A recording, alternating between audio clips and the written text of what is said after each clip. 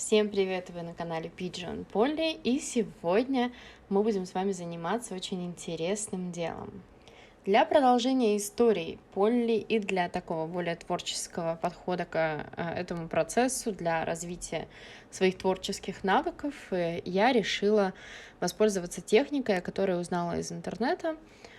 Это создание карты при помощи гречки. Но для начала я решаю сделать такой небольшой тон для всей карты, обычной акварелью, и быстренько все это высушиваю.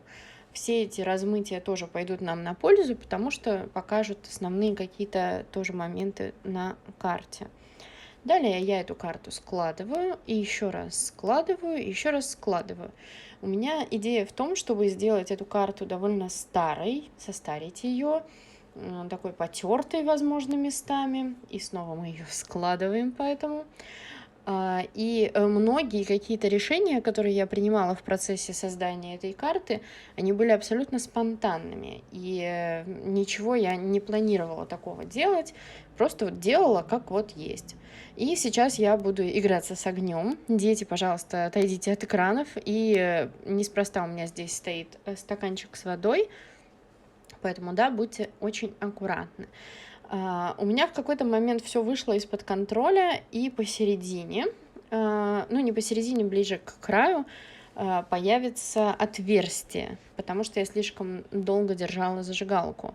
И это отверстие я решаю сделать, собственно, вулканом, который положит основную идею этой всей истории, откуда появился Полли, и где он жил, и вообще как все было, да.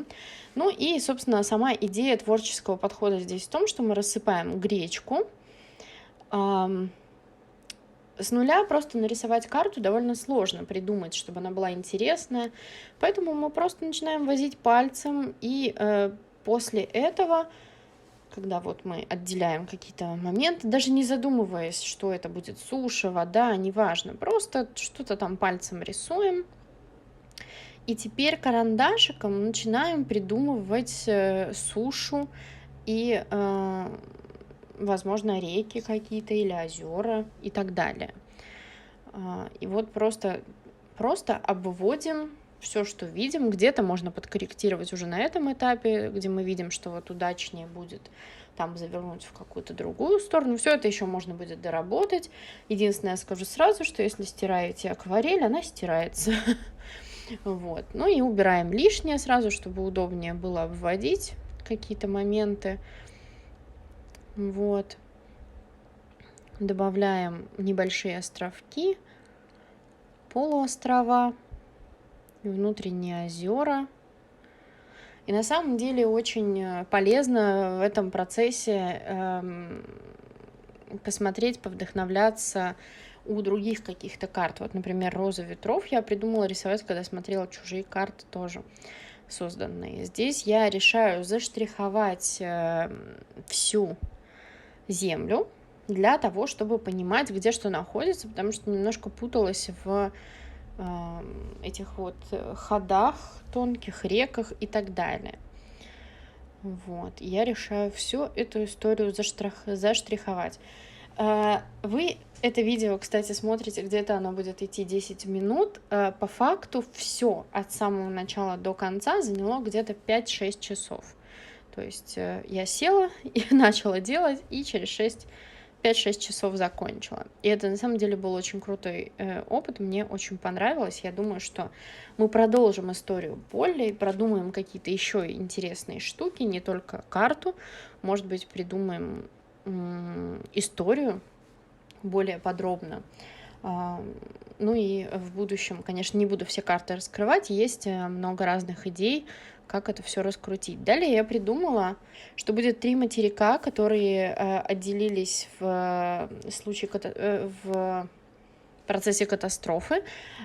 Их будут звать: первое — это голуби Авис, третье — вороны, новая черника, так я их придумала назвать, и фениксы, манго лава, большая лава в переводе с латиницы. Вот, я решаю еще добавить штриховки, и каждое обозначение что-то в них я закладывала. Например, Вот эти вот палочки — это поля черники, потому что вороны... Вообще, с чего все началось? Был вот этот вот большой вулкан, который извергся, и большая земля разделилась на несколько частей. Голуби на большом материке отплыли в сторону и спаслись. Вороны тоже бежали, причем, наверное, даже раньше, чем голуби, они поняли, что что-то не так. А дальше остались те, кто погибли, птицы различные, и они после того, как вулкан потух, возродились и стали фениксами на этой земле.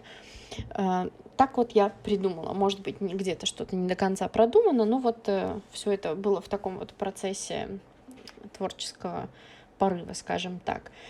И, соответственно, на гербе у воронов будет черника, потому что это новая черника, у голубей будут голуби, а у фениксов будет вулкан, потому что, по сути, он как раз и послужил причиной их появления.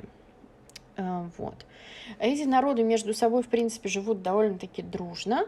В каждом из поселений, на каждом из континентов есть основное гнездо, которое называется нидо, и оно будет тоже отмечено на карте. Тут я решаю, что вокруг поселения фениксов будет исключительно засушливые земли, и вместо воды будет лава, чтобы как-то обосновать всю эту историю. Тут я решаю добавить тушью все это, подписать и пообводить. У воронов, как я уже говорила, будут поля черники и различные угодья. У фениксов будут в основном угольные шахты, а у голубей будут пуховые поля. Вот. Также посередине будет кладбище, клювы и кости, так называемое, и будет родовой остров, на котором вылупляются птенцы, это ова, яйца. Также еще будет небольшой кусочек земли Умбра, который называется Тень, но о нем я расскажу когда-нибудь в следующих видео. Вот. И я решила сделать так, что каждый материк делится на главные города, которые отмечены кружочком внутри с точкой, и от каждого города есть еще дома, как не дома, а поселения маленькие, которые отмечены цифрами 1, 2 и 3. Например, вот у фениксов есть Карбоник, угольный город, где 3 небольших поселения. Соответственно, у кого-то там живущего будет адрес Карбоник, Манго-Лава, Карбоник, дом там номер 2, условно. Ну вот как-то так. Предлагаю вам найти, где же живет Полли на этой карте, я это тоже отметила, и написать в комментариях его адрес. А тому, кто напишет первым правильно, я отправлю открыточку. Такой вот конкурс я только что придумала. Вот, я надеюсь, что вас это тоже порадует. И в ближайшем будущем я планирую продолжить распространять эту мысль по поводу истории Земли, с которой пришел к нам Полли.